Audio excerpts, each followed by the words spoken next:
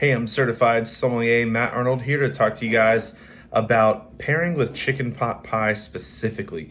When you think chicken pot pie, you might think, okay, that's a fun, very savory, sometimes simple dish. It's comfort food.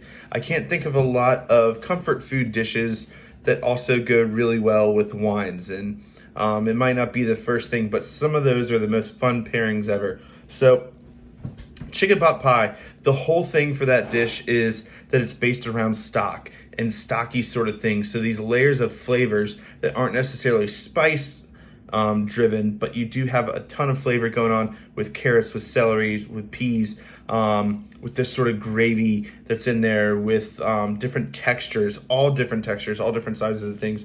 And then of course, some protein, some chicken. So the wines featured tonight, so a little bit of Pinot Gris. The goal there is pairing with something that has some higher acidity, but is also very texture driven. So Pinot Gris is kind of like the color white. It's going to really go along well with whatever you're sort of pairing with it. Like white takes on other colors that you put next to it.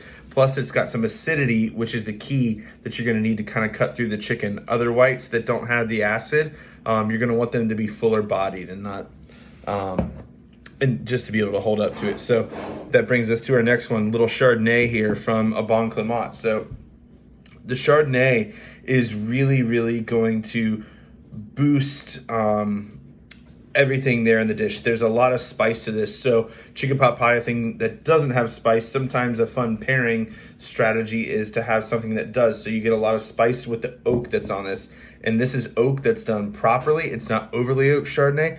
It's probably one of the best examples of California Chardonnay that you could find, especially at this price point, you know, without going into like the $80, $90 kind of range. But delicious, delicious stuff here. Heavy enough to hold up to things that are rich and round, kind of like a chicken or chicken pot pie.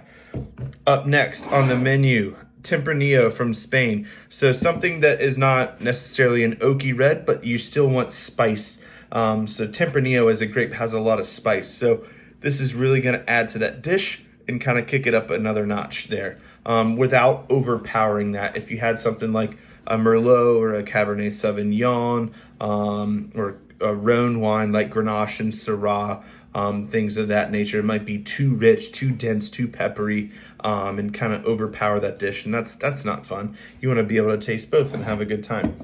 And then the last wine here is Carignan from Chile. So Chilean wines are known for spice and a lot of it. The Carignan is a little softer. It's going to kind of be similar to that Pinot Gris. It's going to take on a little bit of other things that you pair it with, but the acidity in here is what's really, really key. So when you take a sip, you'll get a little bit of this sort of tingly sort of feeling there, and that's higher acid happening in the wine. That's A, gonna help out with all the veggies that are in there. It's B, gonna kind of cut through the chicken, and then it's also gonna be kind of refreshing after a slightly heavier-ish dish.